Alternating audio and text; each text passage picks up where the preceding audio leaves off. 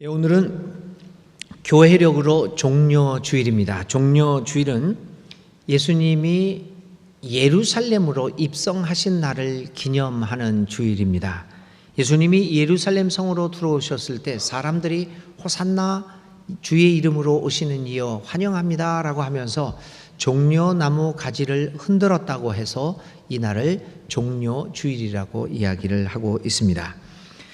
그런데 사실은 종려주일이라고 하는 말보다는 오히려 고난 시작 주일이다 이렇게 이야기하는 것이 오히려 예수님의 생애에 비추어 볼 때 더 적당하지 않을까 이런 생각도 듭니다. 오늘 종려주일, 고난 시작 주일에 우리에게 주시는 성서 정가는 여러 가지 구절들입니다. 먼저 구약에서는 이사야서 50장 4절부터 9절까지에 있는 말씀입니다. 이 이사야서 50장 4절 9절에는 주님께서 어떻게 고난을 당하고 모욕을 당했는가라고 하는 것을 아주 잔잔한 어조로 설명을 하고 있는 구절입니다. 그러니까 묵묵히 고난을 참아내는 종의 모습을 그려내고 있는 것이 이사야서 50장 4절의 말씀입니다. 시편의 말씀은 시편 31절부터 31편 9절부터 16절까지에 있는 말씀인데요. 이 말씀도 마찬가지로 깊은 고난에 빠져 있는 시인이 그 고난의 아픔들을 토로해내고 있는 내용으로 되어 있습니다. 신약으로 와서는 오늘의 본문인 사실 오늘 마가복음 11장 1절부터 11절을 본문으로 삼았는데요. 사실은 본래 본문은 마가복음 15장 1절부터 39절까지에 있는 이야기입니다. 이 마가복음 15장 1절부터 39절은 예수님께서 재판을 받으시고 그 다음에 갖은 모욕을 당하시고 결국은 십자가로 끌려가셔서 못 박혀 죽음을 당한다고 하는 그 이야기가 1절부터 39절 길게 묘사가 되어 있습니다. 그러니까 이사야서 50장에서 묵묵히 고난을 참아내고 있는 종의 모습이 마가복음 15장에서 그대로 반복되어 있습니다. 그런데 저는 오늘 설교를 하기 위하여 이 마가복음 15장에 있는 말씀을 본문으로 삼지 않고 대대로 종려주일날 전통적으로 읽고 있는 오늘 마가복음 11장 1절부터 11절에 있는 본문을 설교 본문으로 삼았습니다. 서신서는 빌립보서 2장 5절부터 10절까지 있는 말씀입니다. 그 유명한 예수 그리스도를 향한 찬양시입니다. 기독교에서 가장 오래되었다라고 하는 예수 그리스도를 향한 찬양시로 알려져 있는 이 빌립보서 2장 5절에 있는 말씀은 그것이죠. 예수님의 삶의 태도를 품어라. 예수의 마음을 품어라. 그는 하나님과 동등될 것을 여기지 아니하시고 그 하나님의 자리를 비우고 인간의 몸으로 종의 모습으로 오셨는데 십자가에서 죽기까지 순종하신 모습이다 라고 하는 것을 이야기하고 있는 구절입니다. 이 모든 구절은 오늘의 성서 정과는 바로 이렇게 예수님의 고난받는 모습들을 집중적으로 우리에게 보여주고 있습니다. 또 다른 면에서 오늘 우리의 성서 정과는 우리의 주님 되시고 왕이 되시는 예수님이 어떤 삶을 살고 계셨는가라고 하는 것을 보여주고 있습니다. 주님이시며 왕이신 예수님이 보여주신 삶의 모습이 오늘 우리가 좋아하고 있는 우리의 왕들과는 어떤 차이가 있는가를 보여주는 본문이라고 볼 수 있습니다. 이런 것들을 염두에 두고 오늘의 말씀으로 들어가 보겠습니다. 개선 유럽에 가면 개선문이라고 하는 것들이 많이 있습니다. 개선문은 어떤 정복 전쟁을 이기고 돌아온 황제나 장군을 승리하고 돌아오는 황제나 장군을 기리기 위하여 세운 문을 이야기합니다. 그래서 이러한 장군들이 승리의 공을 세운 것들을 기념하기 위하여 건축해 내놓은 그 건조물을 이 개선문이라고 합니다. 주로 이 개선문들은 로마 시대에 많이 건축되었다고 합니다. 그래서 이탈리아에 이 개선문이 가장 많이 발견되기도 합니다. 이 개선문에는 크게 두 가지가 의미가 있습니다. 전쟁, 그다음에 두 번째 의미는 전쟁에서의 승리입니다. 그러니까 이 개선문이 의미하는 것은 전쟁에서 승리한 것이다. 그것을 기념하는 것을 가장 큰 의미로 두고 있습니다. 전쟁을 하여 큰 업적을 남긴 사람을 화려하게 맞아들이는 의미가 이 개선문입니다. 사순절, 그리고 사순절의 마지막 주간인 고난 주간이 시작되어지는 종료주일, 예수님의 고난을 생각해 보는 기간의 마지막 주를 보내면서 오늘 우리가 읽은 본문을 통하여 우리는 문득 조금 전에 제가 언급한 개선문을 연상케 하는 본문을 오늘 접하고 있습니다. 오늘의 기록은 어찌 보면 단순합니다. 예수님의 일생의 마지막 주간에 주님은 예루살렘 성으로 들어오시고, 예수님이 성으로 들어오자 사람들은 주님을 열렬히 영접합니다. 주의 이름으로 오시는 이여 환영합니다. 호산나 호산나 하면서 맞이합니다. 마치 전쟁에서 이기고 돌아온 장군을 맞이하는 개선 행진과 비슷한 모습을 보이고 있습니다. 그래서 어떤 교회 전통에서는 오늘의 장면을, 이 종료주일을 승리의 입성, 왕의 입성이라는 말로 표현하기도 합니다. 과연 예수님의 예루살렘 입성은 로마 시대의 장군들이 전쟁에서 승리하고 돌아왔던 그 개선문의 행사와 같은 것일까요? 오늘의 시대에 있어서 이런 개선문과 같은 환영의 잔치는 별로 이렇게 눈에 띄지는 않습니다. 전쟁에서 이기고 돌아오고 다른 나라를 정복하면서 함으로써 영토를 넓힌 사람들을 환영하는 그 환영식은 이제 우리 주위에서 별로 찾아볼 수 없습니다.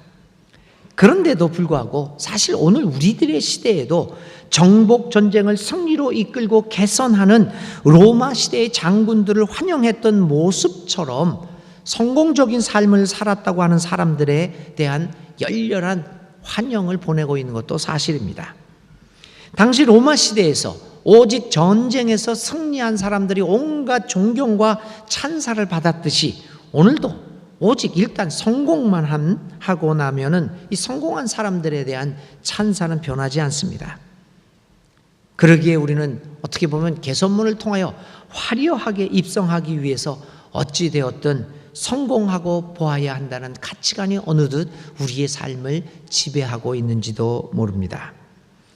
이렇듯 오직 성공한 사람만이 대접을 받는 상황 속에서 오늘 우리는 예수님의 예루살렘 입성을 기념하고 있습니다. 오직 무엇인가를 이룩한 사람만이 개선문으로 통과할 수 있고 환영을 받을 수 있다라고 하는 이 시대적 상황 속에서 우리는 예수님의 예루살렘 입성을 기념하고 있다는 것입니다. 그러면 오늘 우리들은 이 예수님이 예루살렘 성으로 들어오시는 이 모습을 과연 어떻게 해석하고 받아들여야 할 것입니까? 예수님도 오늘의 예루살렘 성으로 들어오시는 사건을 어느 로마의 장군처럼 그 승리의 입성으로 생각하면서 예루살렘 성으로 들어오셨을까요? 여러분들은 예수님의 종료주일날 예루살렘 성으로 들어오시는 예수님의 모습을 보면서 로마의 장군이 말을 타고 의기양양하게 승리자로서 들어오고 있는 모습을 연상할 수 있으십니까? 저는 일주일 내내 이 본문을 생각하면서 저에게 이런 질문이 떠올랐습니다. 어떻게 보면 엉뚱한 질문입니다. 아니, 걸어 들어와도 될 터인데 왜 타고 들어오시지? 여러분 그런 질문 안 가지셨습니까? 아니 왜 지금까지 그분은 줄곧 걸어만 다셨는데 아니 왜 예루살렘 들어오면서 느닷없이 나귀 새끼를 타고 들어오는 걸까? 사실 새끼 나귀를 타고 오시는 예수님의 모습은 지금까지 우리가 복음서를 통하여 알아왔던 예수님의 평상시의 모습과는 전혀 다르지 않습니까? 여러분이 이 본문을 읽으면서 이런 의문을 가져본 적 없습니까? 왜냐하면 복음서에 의하면 주님은 한 번도 무엇인가를 타 보신 적이 없습니다. 그분은 늘 가난한 사람들과 함께 삶을 함께 하셨고 그 자신이 철저히 가난한 사람으로 살아 오셨습니다. 주님은 먼지 나는 갈릴리 촌구석을 샌들 하나 신으시고 다니셨습니다. 그분은 샌들 하나도 여분으로 가져보신 적이 없었습니다. 그는 들판에서 잠을 자기도 하는 등 짐승도 새도 잘 곳이 있지만 사람의 아들은 머리 둘 곳 하나 없다라고 하는 그 말을 하시면서 사셨습니다. 이렇게 사신 분이 갑자기 마지막 순간에 새끼 나귀를 타시는 행동을 하십니다. 그래서 저는 거기에 의문을 갖습니다. 왜 그럴까? 제가 갑자기 어느 날 갑자기 여러분들한테 나 소나타 타기 싫다고 벤츠 하나 사달라고.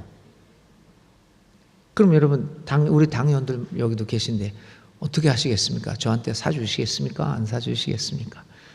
돌았다고 그러시겠죠. 왜 그럴까 갑자기 이 사람이?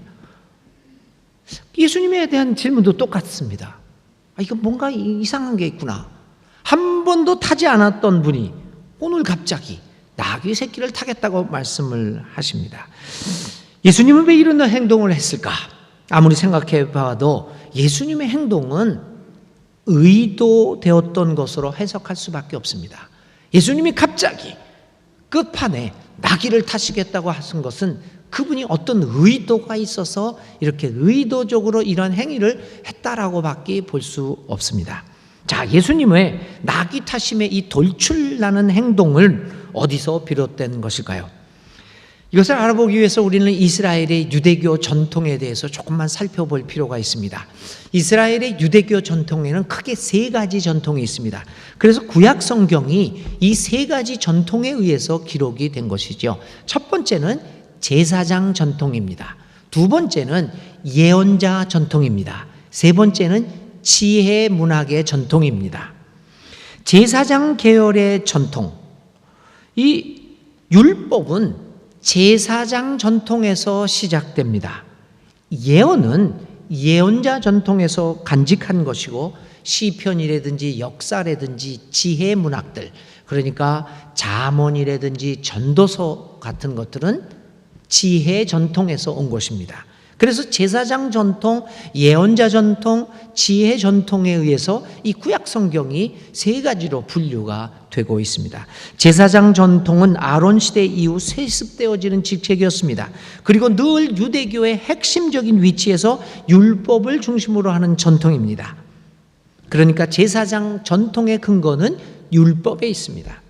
이에 반하여 지혜자 전통은 율법을 초월합니다.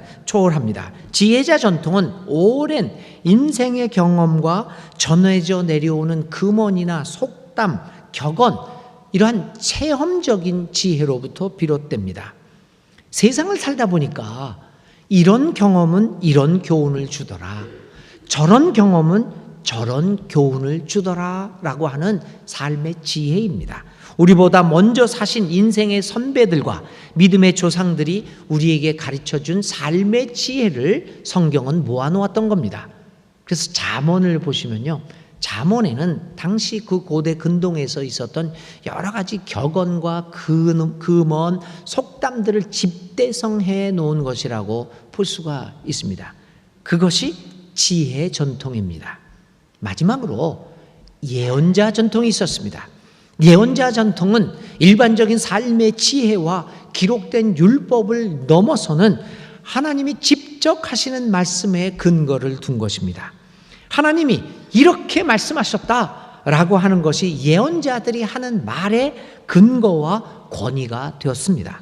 예언자들은 율법과 인간의 삶의 지혜를 초월하는 하나님의 메시지를 강력하게 전달하기 위하여 극단적인 방법을 사용하기도 합니다. 여러분들이 예언서를 이사야, 예레미야, 에스겔 이런 예언서들을 읽다 보면 예언자들이 아주 강력하게 메시지를 전달하기 위해 여러 가지 방법을 쓰기도 합니다. 그 중에 하나가 뭐냐면 상징적인 행위입니다. 갑자기 옷을 벗고 삽니다. 벌거벗고 3년 동안. 갑자기 왼쪽으로만 3년을 살고 오른쪽으로만 누워서 자기도 하고, 예레미야 같은 경우는 갑자기 여기다가 멍에를 메고 나와가지고 삽니다. 그런 상징적인 행위를 통해서 하나님의 계시를, 말씀을 이스라엘 백성들에게 전해줬던 것이죠. 주님은 이 유대교의 이 세 가지 전통을 대변하고 계십니다. 율법, 그리고 예언자, 지혜의 전통을 대변하고 계십니다. 그럼에도 불구하고 오늘 주님께서는 예루살렘 성으로 들어가시면서 이 유대교의 전통에서 나타나는 세 가지 전통 중 예언자의 전통 속에서 예루살렘 성으로 들어가십니다. 하늘의 메시지를 강력하게 전달하기 위해서 상징적인 행동을 보였던 예레미야와 같이 주님은 오늘 새끼 나귀를 일부러 타십니다. 상징적인 행동을 통하여 이스라엘 백성들과 다시 로마 사람들에게 하나님의 강력한 메시지를 말씀하고 계십니다. 이때서 우리는 비로소 알게 됩니다. 예수님께서 나귀를 타고 가신 것은 물론 겸손한 모습을 보이시기 위한 것도 있겠지만, 그러나 그것을 넘어서서 당시 사람들에게 상징적인 행위를 통하여 하나님의 말씀을 전하려고 하는 것이구나 라고 하는 것들을 우리는 보여줍니다. 아마 당시의 사람들은 호산나 하면서 왕이 오는 것으로 생각하고 겉옷을 벗고 종려나무 가지를 흔들고 호산나 호산나 하면서 난리를 치는데, 떡 들어오는 예수님의 모습은 우스꽝스럽지 짝이 없습니다. 자기네들은 화려하게 맞이하고 있는데 갑자기 나귀도, 초라한 나귀를 타고 들어오시는 예수님의 모습은 웃기지 않습니까, 여러분? 다들 로마 장군처럼 늠름한 말을 타고 들어와서 우리들을 다스려 주기를, 힘으로 다스려 주기를, 저 로마 고인들을 내쫓고 우리를 독립시켜 주기를 바라고 있는데, 그래서 그렇게 박수를 치며 환영하고 있는데 느닷없이 초라한 나귀 새끼를 타고 들어오시는 예수님의 모습은 우스꽝스럽기 아니 없습니다. 그분은 걸어오시지도 않고 말을 타시지도 않은 채 엉뚱한 새끼 나귀를 타시고 입성하고 계십니다. 이런 상징적인 행위를 통하여 예수님은 몇 가지 면에서 당시의 생각의 정면으로 도전하고 계십니다. 첫 번째는 평화의 메시지를 가지고 오면서 전쟁의 메시지를 말하는 폭력적인 로마의 문화에 도전하고 계십니다. 둘째는 힘을 가진 사람들만이 찬사를 받고 높은 사람만이 인정을 받고 있는 당시 로마의 거짓된 평화에 도전하고 계십니다. 그분은 새끼 나귀를 타고 들어오시면서 당시에 만연해 있던 폭력적인 문화와 성공 문화, 그로 인한 거짓 평화의 잘못된 모습을 드러내시고 계십니다. 새끼 나귀를 타신 행동을 통하여 그분은 우리에게 말씀하고 계시는 것이죠. 하나님의 나라는 너희들이 생각하고 있는 그 힘, 성공, 경제, 시기를 기본으로 하는 나라와는 내 나라는 질적으로 다른 것임을 우리에게 강력하게 말씀하고 계시는 것입니다. 오늘 우리들은 늘 폭력 문화에 노출되어 있습니다. 우리는 나도 모르게 힘을 가진 자만이 승리할 수 있다라고 생각을 하죠. 그래서 신학에서는 그거를 좀 어려운 말이라고 할 수 있지만은 구원하는 폭력이라는 단어를 사용합니다. 우리는 우리를 구원해주는 폭력 문화에 물들여 있다라고 하는 겁니다. 힘이 있어야 구원할 수 있다는 것입니다. 한반도 핵무장 이론 같은 것들이 바로 이러한 구원하는 폭력 문화에 젖어 있음으로 나오는 이야기들이죠. 그것도 평화의 하나님인 그 예수님을 믿고 있는 기독교인들의 입에서 우리가 힘을 가져야 살아남을 수 있다라고 하는 이야기가 나온다는 것은 참으로 예수님의 정신에 반대하는 것이 아닐 수 없지요. 상대방보다 내가 힘을 더 가지고 있어야 살아남을 수 있다는 생각, 그것이 구원하는 폭력에 대한 믿음입니다. 근데 우리는 사실 그런 그 생각을 다 갖고 있죠. 내가 힘을 가지고 있어야 내가 죽지 않는다. 며칠 전에 미국에서 한 흑인 소년이 경찰들의 20발 넘는 총알을 맞고 즉사합니다. 이유는 한 가지였습니다. 그가 범인 같은 모습을 보였고 몸을 움직이는데 그 손에 총을 들고 있는 것 같아서 경찰들이 일제 사격을 해서 그 자리에서 죽습니다. 근데 알고 보니까 휴대폰을 들고 있었죠. 미국에서는 권총관도 만나면 많이 죽습니다. 근데 제가 살고 있었던 라틴 아메리카 같은 경우에도 권총 강도들이 많습니다. 저는 그렇게 한 번 저는 딱 당했는데요. 제 아내는, 제 아들들은 몇 번씩 권총 강도 여기다 이렇게 들이대고 권총 강도 당한 적도 있습니다. 근데 미국과 라틴 아메리카의 권총 강도의 양상이 달라요. 미국은요, 잘못하면 쏴 죽입니다. 강도가 우리를요. 근데 라틴 아메리카는 총을 들이대긴 하는데 목걸이 뺏고 돈 뺏고 그냥 갑니다. 심지어는요, 이런 얘기까지도 합니다. 멀리서 했으면 강도요, 나 돌아갈 차비가 없으니까 차비만은 주고 가져가라. 그러면 또 차비 주고 갑니다. 죽이지 않습니다. 많은 경우에. 차이가 어떻게 될까요? 미국은요, 강도들이 압니다. 내가 털 때 이 사람도 총을 갖고 있으면 압니다. 그래서 그쪽에서 상대방이 조금만 움직임을 하면 쏩니다. 왜냐하면 저쪽도 총을 갖고 있기 때문에 나를 쏴 죽일 줄 알고 있기 때문에 먼저 죽입니다. 근데 라틴 아메리카에서는요, 총을 강도만 갖고 있어요. 우리들은 안 갖고 다닙니다. 그러니까 그쪽에서 우리가 힘이 없는 걸 아니까, 총이 없는 걸 아니까 죽이기까지는 대부분 안 하는 것이죠. 구원하는 폭력, 이 거짓에 우리는 속고 있는 것입니다.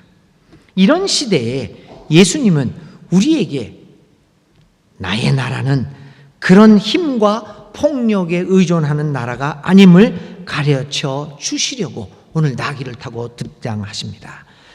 새끼 나귀를 타고 예루살렘으로 들어오시는 예수님의 모습을 보면서 우리는 다시 한번 우리가 추구하고 있는 나라가 무엇인가를 성찰해 보아야 합니다. 우리가 어떤 가치관에 사로잡혀 삶을 살아가고 있는가를 보아야 합니다. 말을 타고 의기양양하게 이 개선문으로 들어오는 그 가치관에 사로잡혀 있으면 우리는 나귀를 타고 들어오는 예수님의 모습을 쉽게 놓치고 맙니다. 이러한 가치관에 잡히게 되거나 혹은 신앙을 우리로 하여금 말을 타고 늠름하게 그리고 성공적으로 개선문을 통과하게 만드는 것이라는 생각을 가지고 있다면 오늘 새끼 나귀를 타시고 우리의 마음의 성으로 들어오시는 예수님을 우리는 발견하지 못할 것입니다. 오히려 놓쳐버리고 말 것입니다. 교우 여러분, 오늘도 예수님은 늠름한 말을 타고 들어오시는 것이 아니라 새끼 나귀를 타고 오시면서 우리의 삶에 입성하십니다. 그러면서 우리들이 가지고 있는 삶의 가치관에 도전하십니다. 너희들은 어떤 가치관을 가지고 살아가느냐? 상징적인 행위를 통해서 우리에게 말씀하고 계십니다. 새끼 나귀를 타고 입성하시는 예수님은 우리에게도 이러한 예언자적인 상징 행위들을 이 세상을 향하여 보여줄 것을 요구하고 계십니다. 교회가 세상을 향하여 예수님처럼 이러한 상징적인 행동을 하지 못하면 이 사회에서 소금과 빛의 역할을 감당할 수 없을 것입니다. 우리는 고급차라고 하면 보통 벤츠, 아우디, BMW 생각하지만 그런 차를 훨씬 넘어서는 더 고급 차들도 많죠. 그래서 오늘 그 제목을 롤스로이스라고 하는 차를 제목을 썼는데요. 롤스로이스도 있고요. 이름도 생소한 람보르기니, 포르쉐, 페라리 그런 고급 차들이 많습니다. 한 대에 수억 혹은 수십억을 호가하는 아주 비싼 차입니다. 그런 차들은 부의 상징입니다. 질문을 아까도 했지만 여러분, 목회자가 여러분들에게 질문해 봅니다. 목회자가 이런 고급 차를 타도 될까요? 안 될까요? 오늘 일부 예배 때는 찬양대에서 대답했습니다. 안 된대요. 그래서 제가 질문했죠. 여러분들은 타면서 왜 저는 안 됩니까? 그렇게 얘기를 했는데 안 된대요. 그런데 여러분, 목회자가 하는 행동, 이 차를 탈 수 있느냐 없느냐는 그 답변은 이렇게 달라질 겁니다. 목회자가 롤스로이스나 람보르기니를 탔을 때 그 행위가 이 사회를 향하여 어떤 가치관을 던져줄까? 거기에 따라 타도 되고 안 타도 되는 것입니다.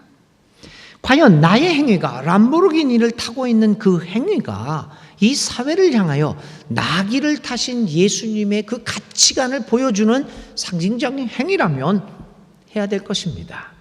그러나 그 반대의 가치관을 보여주는 행위라고 한다면 탈 수 없을 것입니다. 모든 사람이 인생의 최고의 가치로 부를, 소비와 물질을 중심으로 삼고 있는 이 사회에서 교회는 나귀 새끼를 타고 오신 예수님과 같은 그런 것이 우리의 삶의 가치는 될 수 없다는 것을 상징적인 모습으로 보여주어야 합니다. 오늘 목회자나 교회가 사회에서 신뢰를 잃게 된 것은 바로 이러한 상징적인 나귀 새끼를 타고 예루살렘으로 들어가는 예수님과 같은 상징적인 행위가 없기 때문입니다. 사회의 흐름을 거슬러 올라가는 예언자적인 상징 행위가 부재하기 때문에 오늘 목회자와 교회는 신뢰를 잃고 말았습니다. 교회가 하는 행위를 통하여 이 사회가 어떤 상징을 얻고 있을까요? 오늘 우리들은 똑같은 일을 합니다. 사회에서 하는 일들을 그대로 합니다.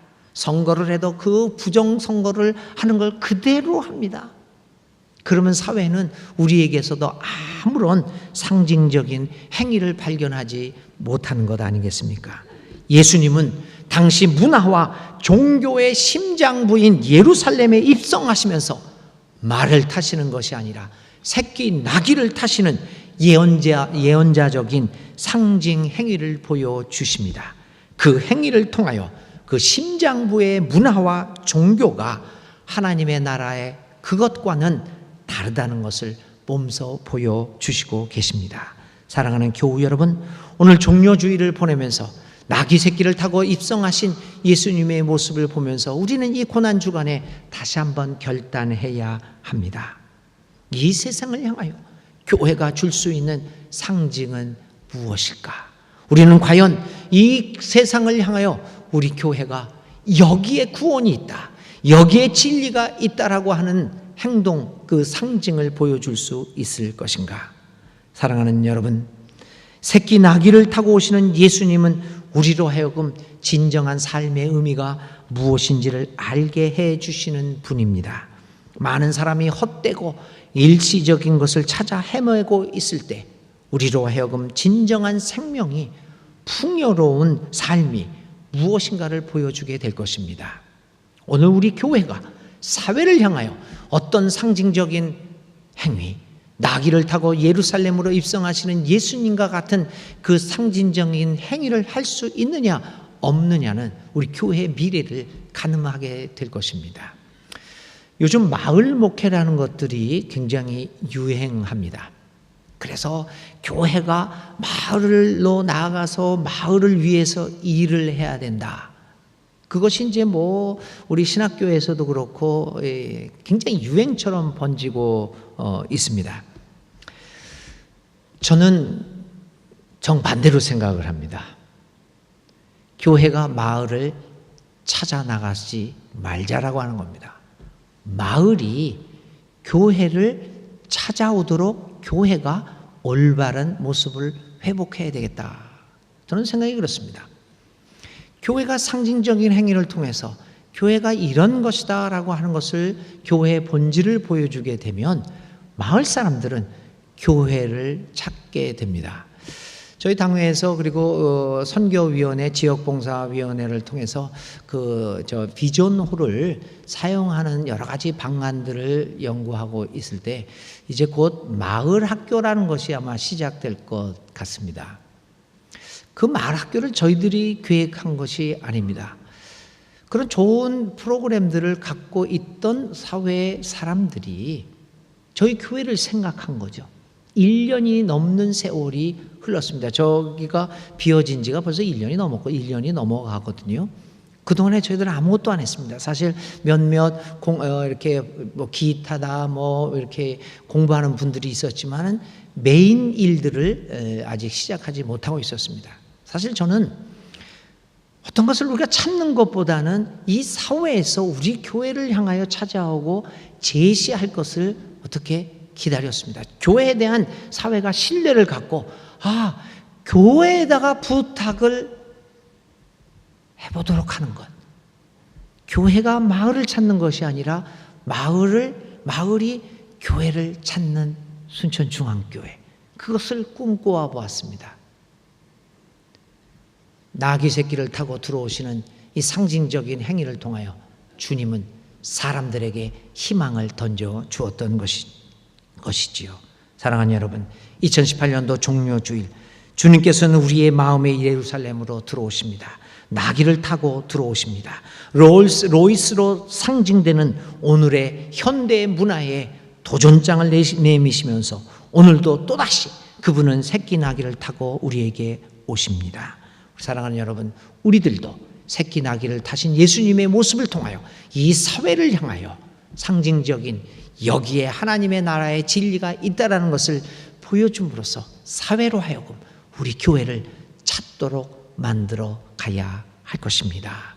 이번 종료주일 기간 동안 나귀를 타고 입성하신 예수님의 모습을 생각하며 우리도 이 세상을 향하여 하나님의 나라의 상징을 보여줄 수 있는 종료주간, 이 고난주간 한 주간이 될 수 있기를 주님의 이름으로 간절히 기도드립니다. 새끼 나귀를 타시고 우리의 삶으로 들어오시는 그분을 우리의 삶의 가장 소중한 곳으로 모셔들어 그분과 함께 살아가심으로써 부활의 기쁨을 누릴 수 있는 우리 모두가 되시기를 주님의 이름으로 기원을 드립니다.